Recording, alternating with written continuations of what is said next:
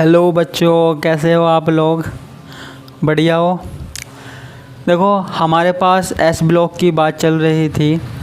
आज का जो हमारे पास टॉपिक है वो है एस ब्लॉक तत्वों का जैव तंत्र में कार्य। मतलब देखो, हमारे पास एस ब्लॉक के जो भी एलिमेंट है, लिथियम, सोडियम, मैग्नीशियम, जितने भी एलिमेंट हैं उनका जैव तंत्र में यानी कि जीवों में, पेड़ पौधों में क्या क्या कार्य है, क्या क्या उपयोग है, उसके बारे में हमको बात करनी है। ठीक है, तो देखो सिंपल सी बात है, जल्दी से कर लेते हैं। जैसे हम बात कर लेते हैं सोडियम। सोडियम का उपयोग, सोडियम है, पोटेशियम है। सोडियम का उपयोग कहाँ करते हैं? नमक में, वो भी जीवों के लिए काम में आया जाता है। सोडियम और पोटेशियम का उपयोग कहाँ पे करते हैं? सोडियम व पोटेशियम पंप आपने सुना होगा। ठीक है, ये सोडियम और पोटेशियम पंप क्या करते हैं? जो शरीर में परासरण दाब है ना बॉडी में, उसको बनाए रखने का कार्य करते हैं, वर्क करते हैं ऑस्मोटिक प्रेशर का। इसके अलावा हमारे पास और कौन से एलिमेंट हो गए? हम बात कर लें मैग्नीशियम की, Mg2+। मैग्नीशियम आयन कहाँ पाया जाता है? मैग्नीशियम आयन पेड़ पौधों में पाया जाता है। देखो, जीव जगत, वो पेड़ पौधों का सबसे जो इम्पोर्टेंट एलिमेंट है ना, वो मैग्नीशियम है, क्योंकि उनमें जो क्लोरोफिल है, क्लोरोफिल के अंदर मैग्नीशियम पाया जाता है। और आपको पता है क्लोरोफिल का कार्य क्या होता है? क्लोरोफिल का कार्य क्या होता है? भोजन बनाना। अगर उसमें ये नहीं होगा तो भोजन कैसे बनेगा? नहीं बनेगा। तो वहाँ ये काम में आया जाता है। इसके अलावा कई एलिमेंट जैसे सोडियम है, पोटेशियम है, ये क्या करते हैं? जो सेल है या फिर कोशिका है, उसको बैलेंस बनाए रखने का कार्य करते हैं। सेल को बैलेंस करने का कार्य करते हैं। ठीक है, यानी कि जो सेल है वो सिकुड़े नहीं, है ना, उसमें से पानी बाहर नहीं आए, पानी अंदर नहीं जाए, ना तो फूले, उसको क्या है, एक तरीके से बचा के रखते हैं हर चीज़ से।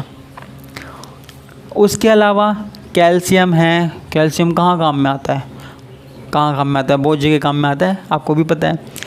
कैल्शियम हड्डियों में पाया जाता है। दूध पीते हैं ना, हड्डियों को मजबूत करने के लिए, दांतों में कैल्शियम एपेटाइट पाया जाता है, तो वहाँ पे काम में आता है। ठीक है, इसके अलावा और कहाँ काम में आ जाता है? कैल्शियम जो है वो हड्डियों में काम में आता है, ये तो मैंने बता ही दिया, हड्डियों में। इसके अलावा कहाँ का आ जाता है? जो ब्लड की क्लोटिंग में, ब्लड की क्लोटिंग में भी काम में आता है, ब्लड क्लोट करने में, ब्लड क्लोटिंग में भी काम में आता है। और कहाँ काम में आता है? रक्त का थक्का जमाने में काम में आता है। और जो हमारे पास हार्ट है ना, हार्ट की जो दिल की धड़कन है, धक धक धक धक, उसको बनाए रखने का काम करता है।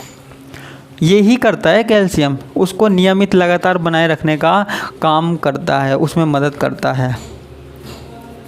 हृदय के संकुचन में काम में आता है। ये मत सोचना कि प्यार, मोहब्बत, इश्क, उसके कारण हमारा दिल चलता है, हमारा हृदय चलता है, उसके कारण नहीं चलता,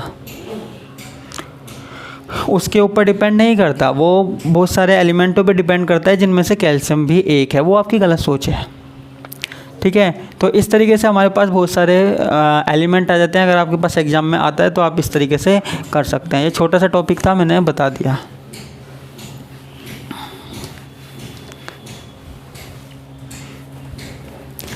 ठीक है, अब हमारे पास क्या आता है? संकुलन यौगिक या संकुलन प्रवृत्ति।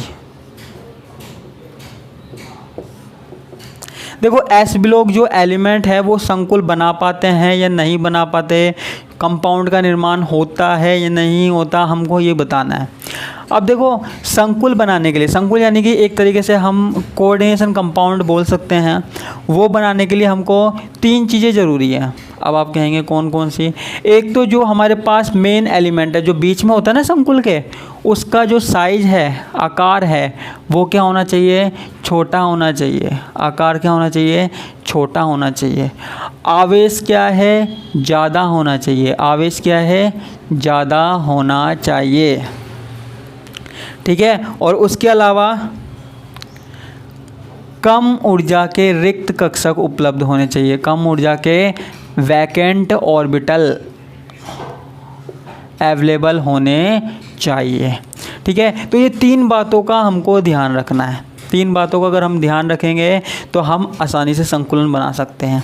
अब देखो जैसे हमारे पास एस ब्लॉक की ही बात करें हम, लिथियम है, सोडियम है, तो ऊपर से नीचे जाने पर क्या होता है, साइज बड़ा होता है, साइज इंक्रीज होता है। तो साइज इंक्रीज होगा तो संकुलन की प्रवृत्ति क्या होगी, कम होगी, क्योंकि मैंने अभी अभी बताया है कि आकार छोटा होगा तभी संकुल बन सकता है। तो वर्ग में ऊपर से नीचे जाने पर संकुलन प्रवृत्ति कम होती है, इसलिए जो पहला वाला वर्ग है क्षारीय धातु वाला, उसमें लिथियम की सबसे ज़्यादा संकुलन प्रवृत्ति होती है क्योंकि उसका आकार छोटा है। ठीक है, अब लेफ़्ट टू राइट में जाएंगे तो वहाँ पे आकार छोटा है। जैसे यहाँ पे गए बेरिलियम के पास गए तो बेरिलियम का आकार क्या है, लिथियम से छोटा है, और आवेश भी क्या है, ज़्यादा आता है, +2 आ सकता है, उस पर +1 आ सकता था, +2, तो यहाँ की प्रवृत्ति क्या होगी, इनसे ज़्यादा होगी।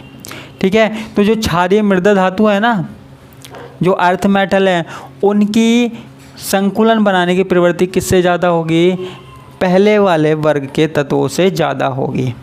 ठीक है, ये बात याद रखनी है। अब संकुलन कैसे बनता है, देखो एक बात देख लेते हैं हम यहाँ पे, एक मिनट।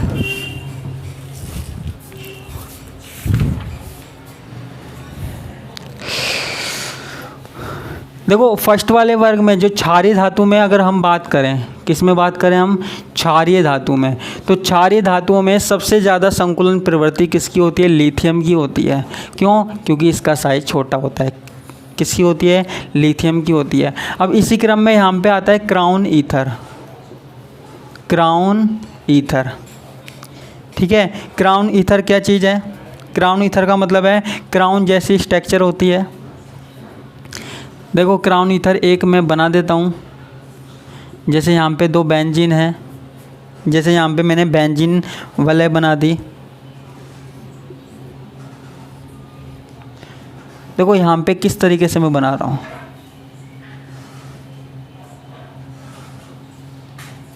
ये मैंने इस तरीके से बना दिया।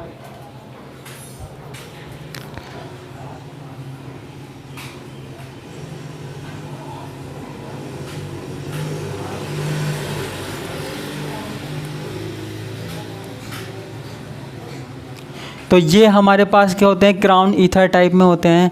क्या होते हैं बच्चों, क्राउन ईथर टाइप में होते हैं। यहाँ पे ये पूरा क्या है, संकुल होता है। संकुल के बीच में यहाँ पे कोई भी तत्व हो सकता है, जैसे लिथियम हमने यहाँ पे लगा दिया, लिथियम लगा दिया, लिथियम प्लस लगा दिया, तो वो इस तरीके से यहाँ पे बॉन्ड बना सकता है। ठीक है, लिथियम लगा दिया, या फिर इसके अलावा यहाँ पे क्या लग गया, पोटेशियम लग गया, कुछ भी लग गया। ठीक है, तो इस तरीके से हमारे पास क्या बन सकते हैं, संकुल बन सकते हैं, कॉम्प्लेक्स बन सकते हैं। ऐसे ही हमारे पास देखो ये सीधी सी स्ट्रक्चर है, ये तो आपको याद रखना पड़ेगा, सीधी सी बात है, इसमें समझाने वाली कुछ बात नहीं है, बस आपको ये याद रखना है। ये इस तरीके से क्राउन जैसे स्ट्रक्चर है, इसलिए इनको बोलते हैं क्राउन ईथर। क्या बोलते हैं, क्राउन ईथर। ठीक है, इसके अलावा और भी कई स्ट्रक्चर में बना के दिखा सकता हूँ।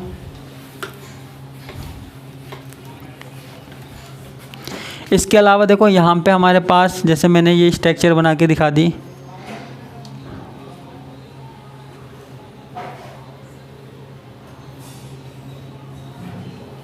ये स्ट्रक्चर मैं बना के दिखा रहा हूँ।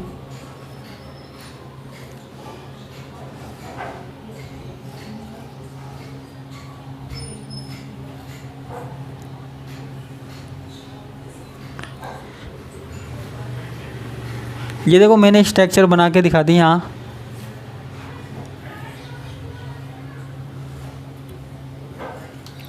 ये भी क्राउन ईथर हो गया, ईथर जैसी क्राउन जैसी स्ट्रक्चर हो गई। और यहाँ पे बीच में कुछ भी हो सकता है, पोटेशियम हो सकता है, जिसके साथ यहाँ पे कोऑर्डिनेशन बॉन्ड बन सकते हैं। देखो यहाँ पे सिर्फ मुझे ये बताना था कि जो हमारे पास एस ब्लॉक के एलिमेंट है वो कॉम्प्लेक्स बना सकते हैं, तो किस तरीके से बना सकते हैं, और यहाँ पे ज़्यादा बताने वाली कुछ बात है नहीं। तो यहाँ पे इस तरीके से ये कंपाउंड बना सकते हैं, यौगिक बना सकते हैं, कोऑर्डिनेशन कंपाउंड इस तरीके से बना सकते हैं। कुछ प्रवृत्ति पाई जाती है, हालांकि इनकी प्रवृत्ति कम होती है कॉम्प्लेक्स बनाने की, क्योंकि इनका जो साइज़ है वो बड़ा होता है बाकी के एलिमेंटों की तुलना में, लेकिन फिर भी कुछ टाइप के ये कॉम्प्लेक्स बना जा सकते हैं क्राउन ईथर। इसी तरीके से हमारे पास जो क्षारीय मृदा धातु है वो भी कॉम्प्लेक्स बना सकते हैं। ठीक है, तो आपको सिंपल सी बात याद रखनी है, इसके अलावा और कुछ याद नहीं रखना। ठीक है, धन्यवाद।